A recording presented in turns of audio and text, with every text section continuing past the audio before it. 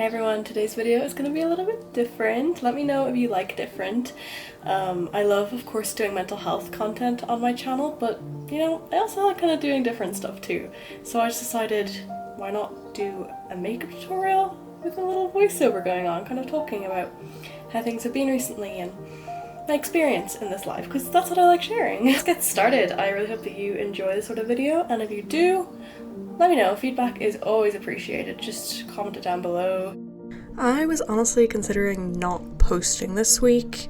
I was going through a really rough bout of PMS or PMDD, I don't know, but I was stuck and feeling very depressed and having very disturbing thoughts about myself, and I just want to take a second to validate anyone who might be going through that, because it's honestly one of the worst feelings ever, just believing that you don't deserve to live because of big things and small things. Sometimes it's just like, oh, the game isn't working, oh my god, no, this is really annoying, and then getting frustrated and getting really stressed, and then everything starts crumbling, or just like thinking about the past and thinking that you don't deserve life because of how your past turned out. But honestly, that's like, your past was kind of like a growing point for you, and while, you know, of course I find it really traumatic and everything like that, I don't appreciate what happened to me, but I do appreciate that I've grown in some sort of way, if that makes sense. So I don't know, I think it's just really important to take the time to kind of unpack your traumas. But the thing is, especially in the spiritual / cycle syncing community, there was a whole thing saying that, like, take the time to rest when you need it and listen to your body. And of course, you know, listen to your body, that's really good advice, but the issue is, what about when you have depression? Because with depression, you are more likely to want to stay in bed all day and do nothing. And that is not the cure. It actually makes things worse when you stay in bed and do nothing. So it's like, okay, should I listen to my body / my depression when it says I need to stay in bed and do nothing, or should I do what people recommend you do and, you know, get up and start moving and being active and stuff like that?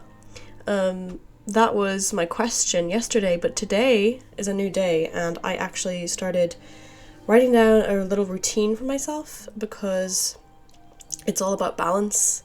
You get up, you do your actions, you clean, you work, whatever it is, and then you spend a little bit of time to just sit there and process everything that happened and decompress. So I don't know, I think it's all really about balance and finding something that works for you. See, the thing is that with me, I had a really amazing routine going and everything was doing amazingly, but then I was just kind of like, I guess I got lazy and I got a little bit triggered, and that kind of, like, a lot of the time, if I don't pull myself out of a trigger, it lasts for weeks on end, and it just kind of ruins my life for a while. And I don't know if that's like too strong of a sentence, but I wasn't really doing anything. I was really slacking off when it comes to YouTube. I wasn't really recording anything. Of course, I had a lot of my videos pre-recorded. This was recorded the day before it's being posted, and right now it is the day that I'm posting it. So as you can see, everything's kind of delayed. So it's all about, really, I think, taking action in the mornings, I guess, and then in the evenings taking time to rest, decompress, and process. Even this morning, I did, like, what was it, a 3-step routine maybe? I had a really quiet breakfast. Usually I have like a song stuck in my head or something, and that's like my excuse to go on my phone. To be fair, I did open the TV and play the song, but it was just nice, just kind of dance and stuff.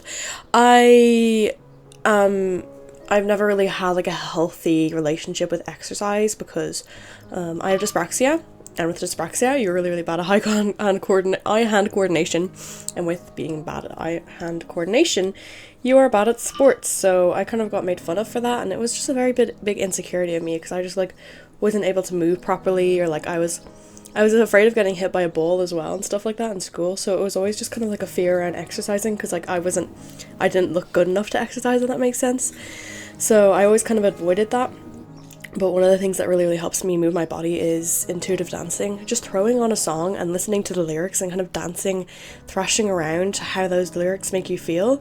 Like, for example, in King by Florence and the Machine, there is a scene where she kind of goes quiet, and then she kind of like, she doesn't scream, but she kind of like, you know when they go, ah, that thing, what's that called? I don't know what that's called, but she did that, and it's kind of like, I felt like I needed to go down to the floor before she did that.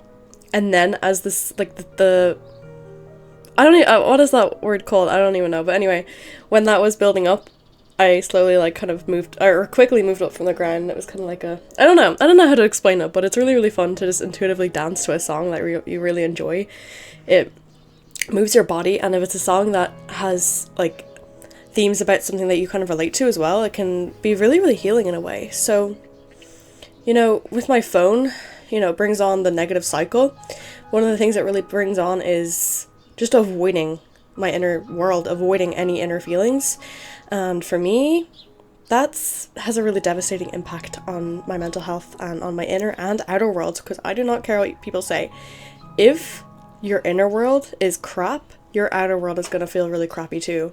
So you really need to focus on making your inner world feel as peaceful, as happy, as playful as possible, and then you'll see it come to fruition in your real world. I don't know, like, the scientific explanation for it, but I've seen it happening in my life. I've seen it happening in other people's lives, and it's definitely true that how you feel about yourself reflects on the outer world. It's really, really true. So I honestly think the moral of the story is, if you have a routine that really, really works for you, don't give it up. No matter what, don't give it up. If you have something to do that day, get up earlier. Do the routine. If it's helping you and if it's making you feel good, continue doing it. Do not stop.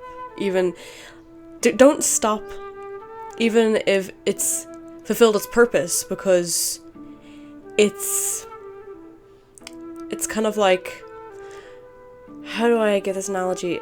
I guess like a flowing tap with a drain that's open.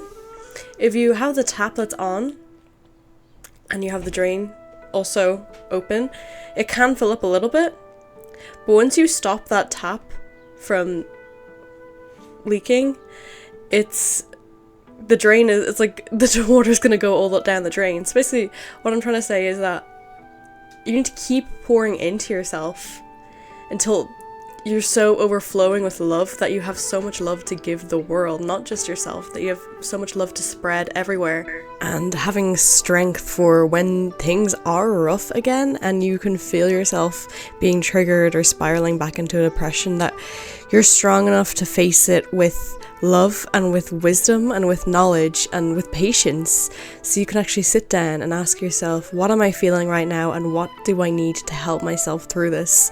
What is this feeling trying to teach me? What do I need to learn from this?